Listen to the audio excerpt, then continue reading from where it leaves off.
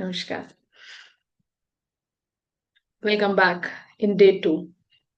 और आज हम बात करेंगे अपनी 365 डे हीलिंग जर्नी को आगे बढ़ाते हैं। और आज हम डिस्कस करते हैं हमारा शरीर हीलिंग के बारे में क्या हमें मैसेजेस देता है। कल हमने बात की थी कि हीलिंग का मतलब प्रॉब्लम फिक्स करना नहीं होता, बल्कि अपने एक्सपीरियंस के साथ प्रेजेंट होना है। और आज दूसरा सवाल, अगर मान लीजिए बॉडी अगर आपसे बोल सकती, बात कर सकती, तो वो क्या कहती। सच तो ये है कि आपका शरीर, आपकी बॉडी आपसे बात करती है, बस आप सुनना भूल जाते हैं। जब आपको हेडेक होता है तो आपको क्या फील आता है कि कहीं ना कहीं हमारी बॉडी के अंदर इश्यू है। जब एसिडिटी होती है तो हम क्या कहेंगे, कुछ गलत खा लिया। और जब थकान होगी तो हम बोलेंगे आज मेरी एनर्जी लो है।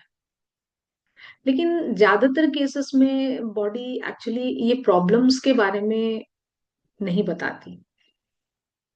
बॉडी हमें मैसेजेस देती है। जैसे मान लीजिए जब मोबाइल की बैटरी लो होती है तो इसका मतलब फोन खराब तो नहीं है, लेकिन आपको सिग्नल मिल जाता है कि इसको रिचार्ज करने की जरूरत है। तो बॉडी के जो सिम्टम्स हैं वो भी हमें वही सिग्नल देते हैं। सिम्टम्स हमारे दुश्मन नहीं है। सिम्टम्स एक तरीके से हमें यूं मानना है कि वो एक मैसेज है हमारे लिए। जो बात हम नहीं बोल पाते, हमें बॉडी वो मैसेजेस दे करके हमें समझाने की कोशिश करती है। जिन इमोशंस को हम इग्नोर कर रहे हैं, जिन पे ध्यान नहीं दे रहे हैं, बॉडी उन इमोशंस को स्टोर कर रही है। अगर मैं कुछ एग्जांपल देकर के आपको समझाऊं तो ये माना गया है कि ज्यादातर जो नेक पेन है या नेक स्टिफनेस है वो ज्यादातर उन लोगों में मिलेगी जिनके पास रिस्पॉन्सिबिलिटी का प्रेशर ज्यादा है। स्टमक इश्यूज उन लोगों के साथ मिलेंगे। ये परसेंटेज में बता रही हूँ, इट्स नॉट द डेटा की जो 100% कह रहा है। रिलेटेबल डेटाज है ये। तो स्टमक इश्यूज ज्यादातर उन लोगों के अंदर मिलेंगे जिनको फियर या इनसिक्योरिटी है। और चेस्ट में हैवीनेस ज्यादातर आप रिलेट कर सकते हैं हमारे सप्रेस्ड सैडनेस को, ग्रीफ को, दुख जो कभी हुआ, चाहे वो बचपन में हो चाहे किसी भी एज ग्रुप में हो। इसीलिए काफी बार क्या होता है कि मेडिकल रिपोर्ट्स तो बिल्कुल नॉर्मल आ रही हैं, पर डिस्कम्फर्ट रियल है। आपको रिपोर्ट देख के लगता है कि नथिंग इज रॉन्ग, पर डिस्कम्फर्ट तो है शरीर के अंदर। तो इसका मतलब बॉडी लॉजिकल नहीं है, बॉडी इमोशनल है। मैं आपको एक बहुत ही यूनिक बात बताने जा रही हूँ। बॉडी कभी भी पेन क्रिएट नहीं करती है। वो पेन एक्चुअली में आपकी अटेंशन ग्रैब करने का तरीका है।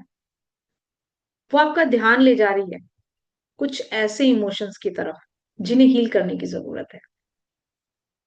और हम जितना ज्यादा इग्नोर करेंगे उतना ही आपका वो मैसेज, वो पेन बढ़ता चला जाएगा। जो भी फिजिकल डिस्कम्फर्ट है वो बढ़ते चले जाएंगे।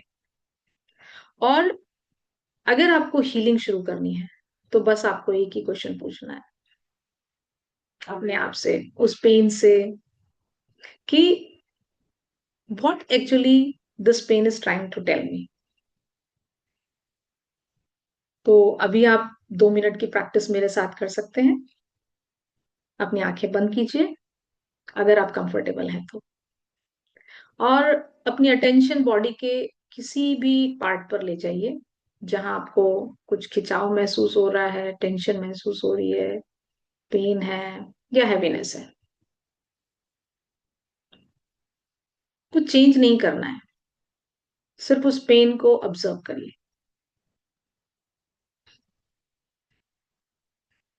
और उस पेन से पूछिए कि what actually you are trying to tell me.